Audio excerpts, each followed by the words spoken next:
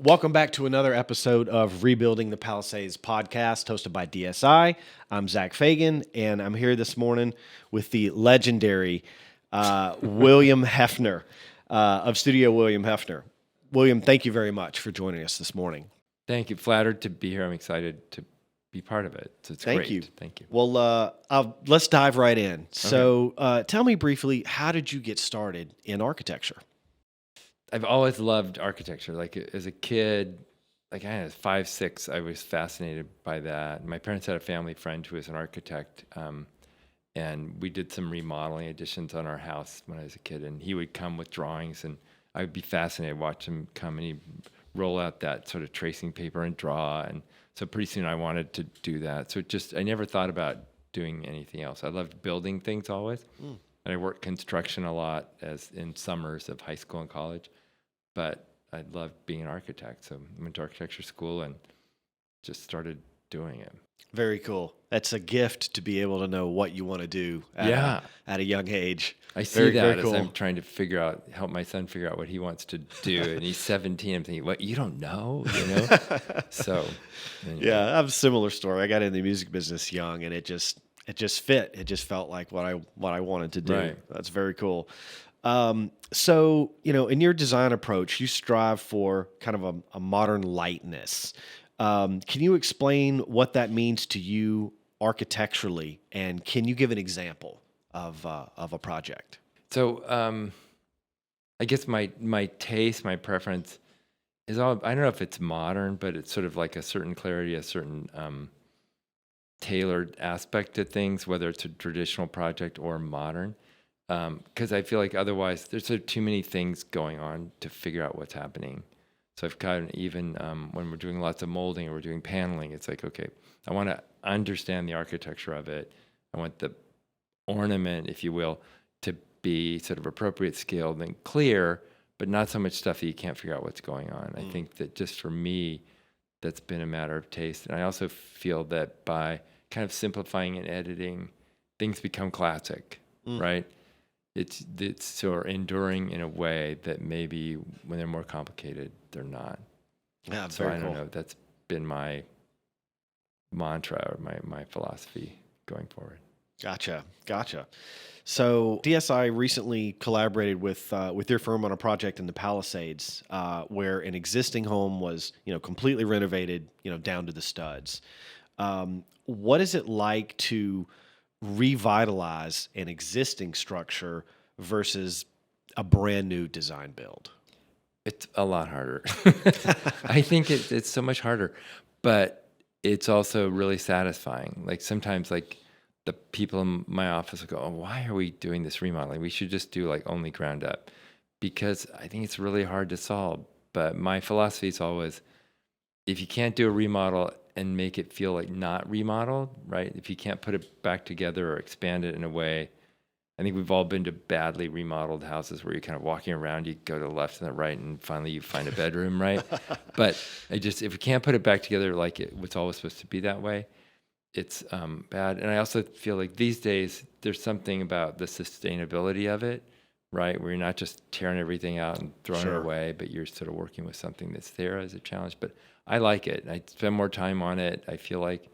But when we do it and sort of re-envision it, and especially given the age of house, I feel we put it back together for another 50 or 60 years if we do it right. Yeah. So, no, it's true. There's a lot of projects just get torn down completely, and it does seem like a real waste of materials, right? yeah. Never mind the craftsmanship that went into the original. So you've had a career. What would you say has been your one of your best client experiences, or one of the best projects that you worked on? I say we did a big house in Bel Air a number of years ago, like essentially a chateau. And it was really different for us. There was a big project, it's like 60,000 square feet. So it was really like a hotel, and I had to sort of rely on my early career as a commercial architect to kind of put the whole thing together, 35 cars of parking underground and, all these other things. But then stylistically, they wanted it to be French. And at the time, I just thought I hadn't really done French at that scale. I'm just afraid of it looking terrible, right? And just not being right. And we were doing everything, the landscape and the architecture, and the clients had full trust. They said, just do what you think is great. So in a way, like a bigger responsibility, right? Because we had to come up with something. So it was maybe the hardest project technically for us. But then for me, architecturally, just to keep it pure, because I also couldn't have it be too vanilla. I thought it can't be cookie cutter at that scale. Each room had to have its own character. Each room had to be, I thought, classically correct to have like value going forward, right? I couldn't be of this time. It needed to be more like you found a beautiful old 100-year-old house. So it was kind of all those levels of decisions about everything. I'd sort of wake up thinking, is that hallway wide enough? Is that ceiling the right height? Is that molding too big? Yeah. So anyway, it was a just sort of different. It was a stylistic challenge and technical too. So given the style of that property, did you have to import a lot of finished materials, roofing materials, siding, stone, etc., in order to get the look that you were going for, or were you able to source them in the U.S.? Oh, so many things we got from overseas. These days, we'd be hammered by tariffs, I think. Sure.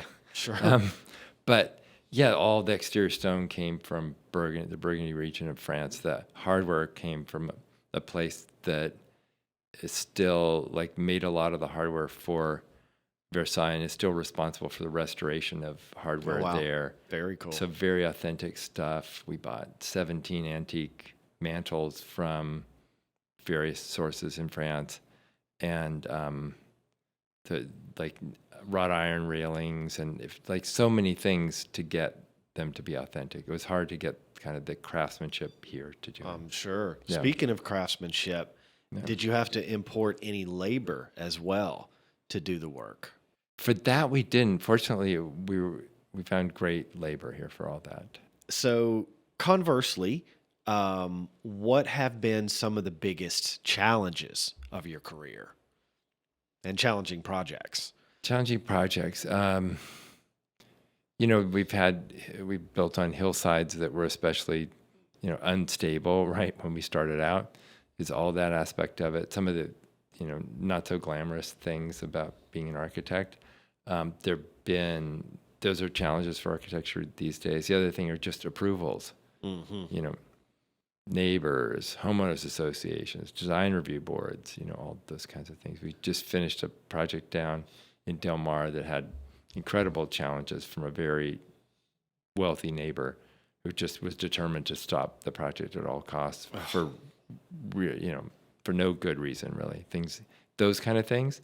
And then, trying to do, we have a modern project we finished recently that I was determined to keep things very thin and very elegant, and these days structural engineers try to beef everything up for factors of safety. And I been inspired by some things I see in some modern buildings in Japan with thin, light-looking structure, and they have big earthquakes too. So it's been kind of working with the engineers to get something that would feel sort of light and elegant. I don't know. So it's so many little.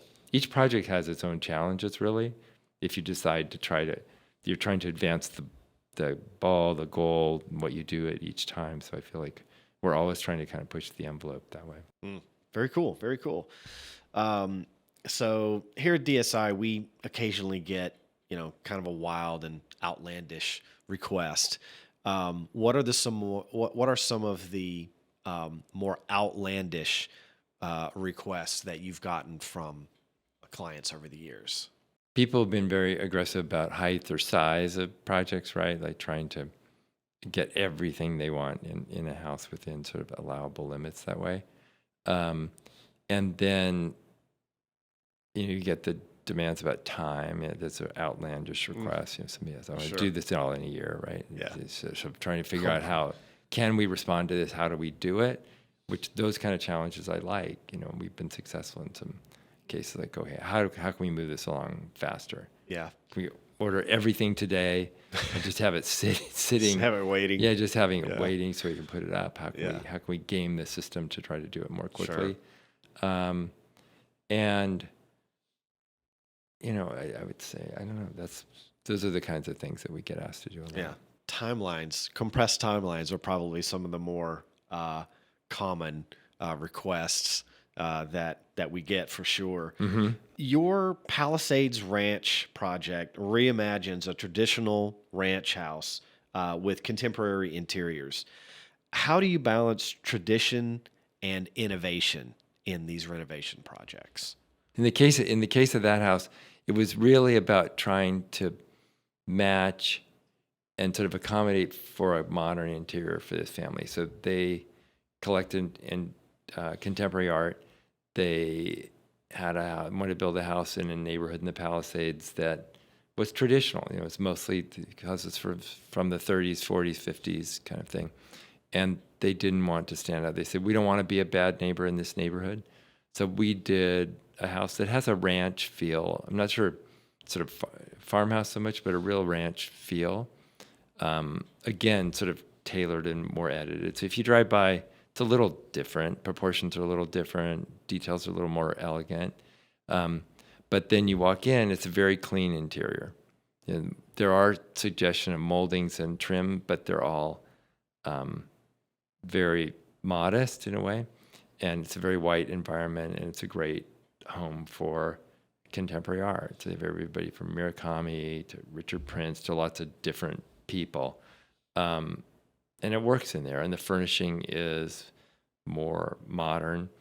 And you kind of feel like, in a way, the shell of the house could have been there, right? And then somebody chose to live in it in a more modern way. Sort of like you see in Europe sometimes. If somebody gets a 300-year-old townhouse in London and they do like very slick thing to the inside, right? So it's kind of that kind of balance. Gotcha.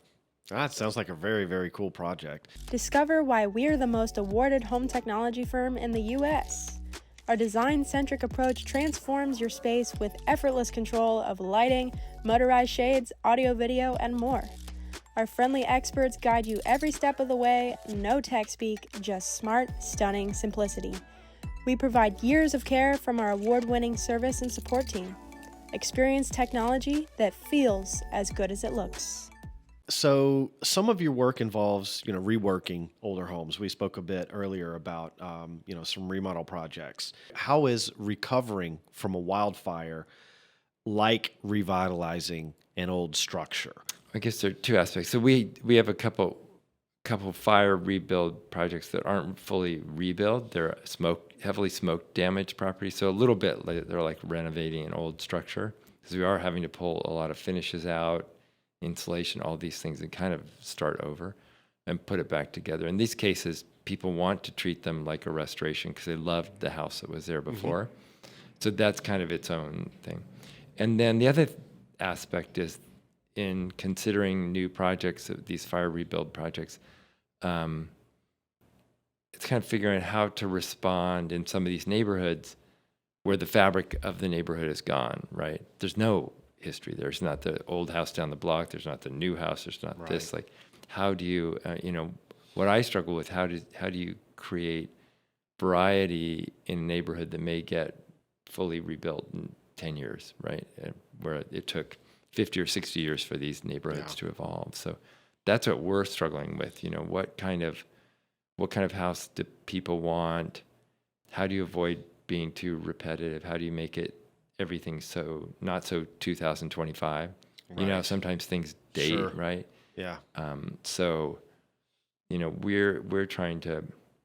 We have several fire rebuilds of houses that we've done in the past. Like, we lost 12 houses in the Palisades Fire. And half of them said, we want exactly that house. The others trying to find exactly that house. So we're, in those cases, finding all the same materials. Like, in one case, we got emails from grown children who grew up in the houses and said, can you make sure in my bathroom that you put the same tile? Like, can you find the same tile? People really were attached to those aspects. Sure. They said, they're in their mid-20s, but they spent, a good bit of their youth there. They want that when they come home. So it's kind of that's a fire rebuild thing that we're really trying to put that emotional aspect back in the house for people that they really miss. They said they lost all their things, right? All their treasures in the house, but Right. they want to have the house back that way. Wow, that's very cool.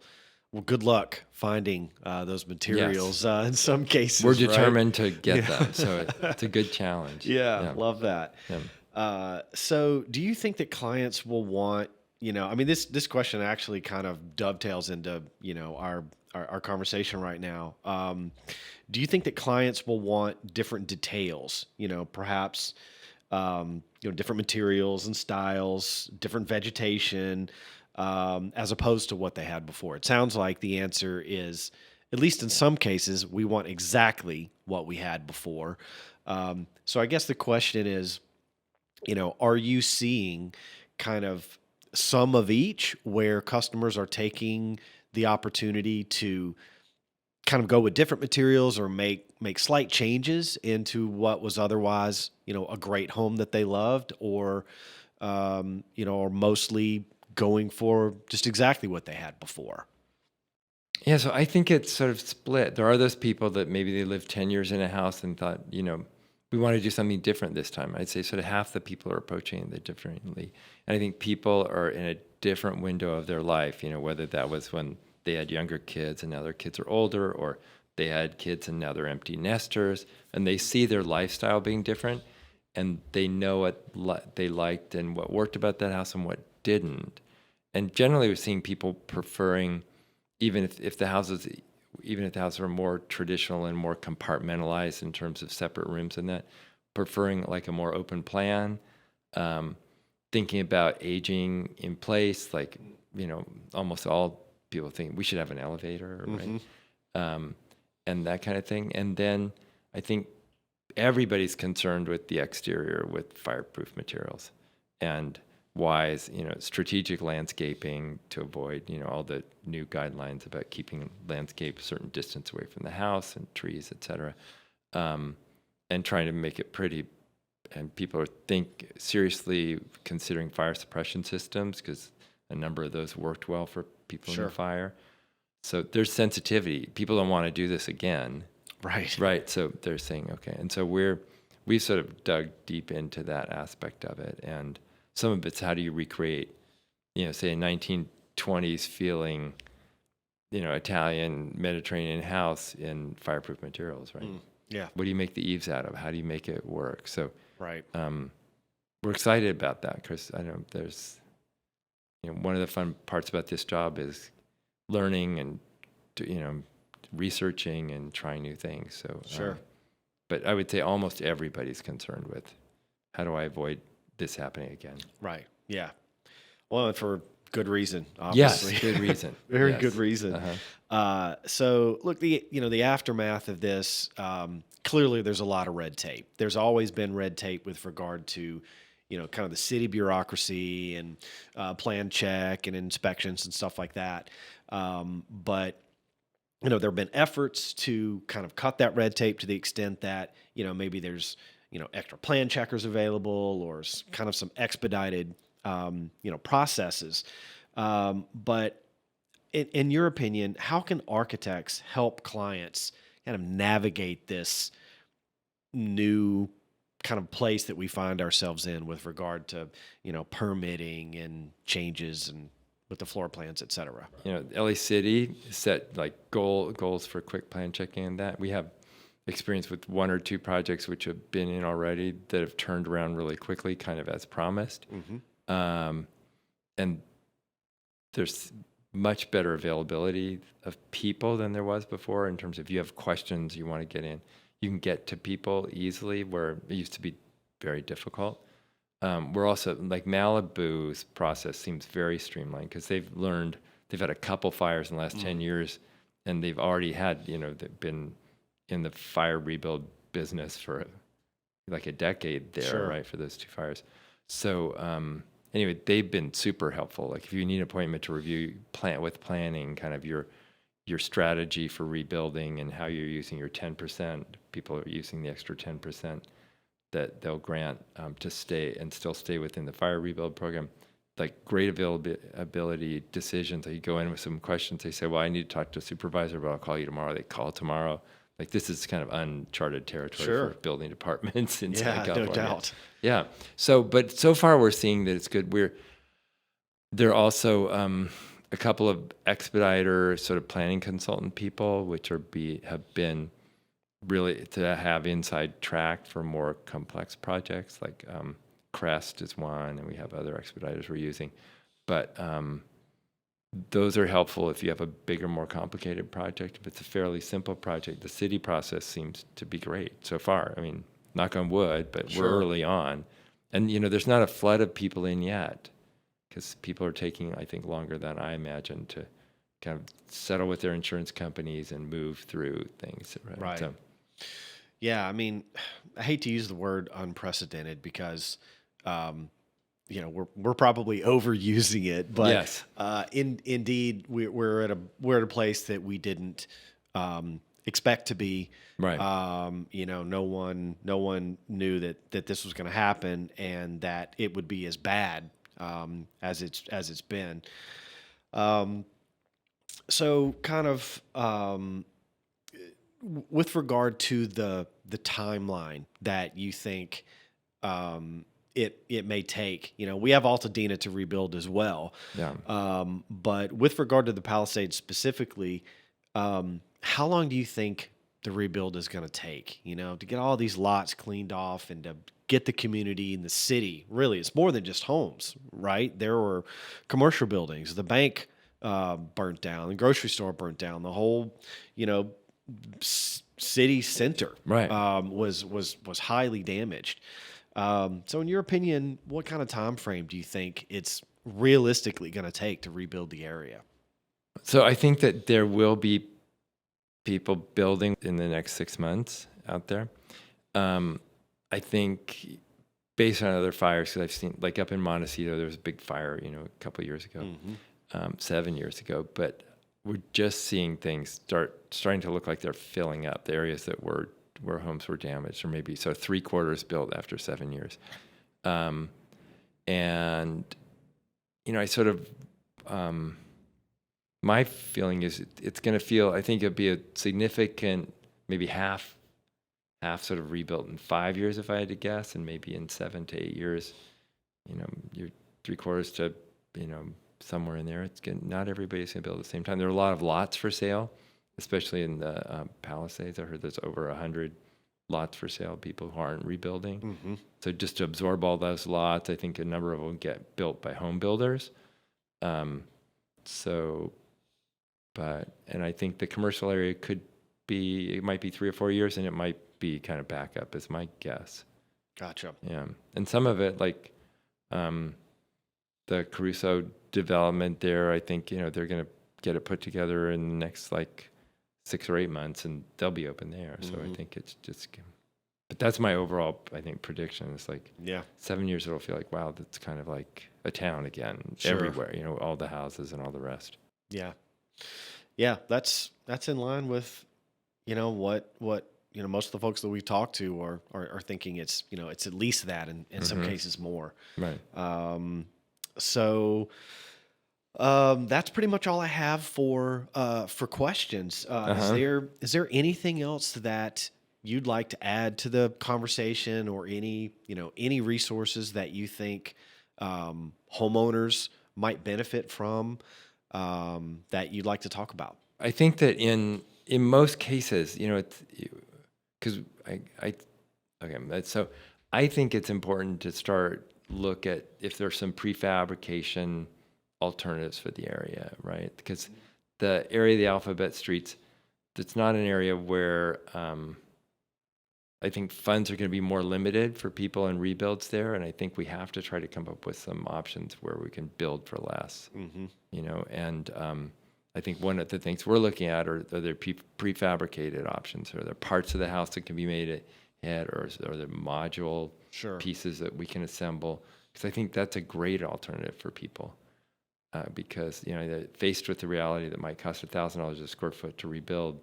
Most people are sort of going to cry uncle at $500 or $600 a square foot. And so how do we do that without having maybe somebody who buys, 25 lots there could roll through and develop in a way, at a lower price point. But if you're just doing one house, how we're doing. So we're doing a prototype design where we're trying to work on ways to make things less expensive. Like, it's got to be beautiful. It's got to be a For sure. workable floor plan. But how can we use this exercise to experiment and get things to be less expensive? Well, the prefab method, I think, when a lot of folks hear prefab, they think trailers, they think mobile homes, they think poor quality, et cetera. And I think that conversation's got to be kind of redirected, reoriented, because there are some amazing factory made prefab structures out there. There's a company called Bevy House, which is doing some really amazing stuff. And, a lot of what they do is custom. They can do custom, right? Yeah. And, not to mention, the cost savings and being able to, bring something to the site that's already built, but the amount of trash that is reduced, the amount of noise that's reduced, the amount of traffic and trips to the job site, which are reduced by using a prefab solution, at least for some components of the house where they're usable, just makes a lot of sense. Think about how many trucks and, vehicles that have to go in and out of the neighborhood for just a typical build. You're talking hundreds and hundreds of trips and, people hours on site, et cetera, all the noise and dust and everything else that's reduced dramatically. So there are more benefits to doing prefab than just not the to speed, mention obviously. time, like total time of the project, right? Absolutely. You can probably reduce the build time by 2/3 on Dramatically. some of these. Yeah, huge. Indeed. Yeah, so which is important to people too.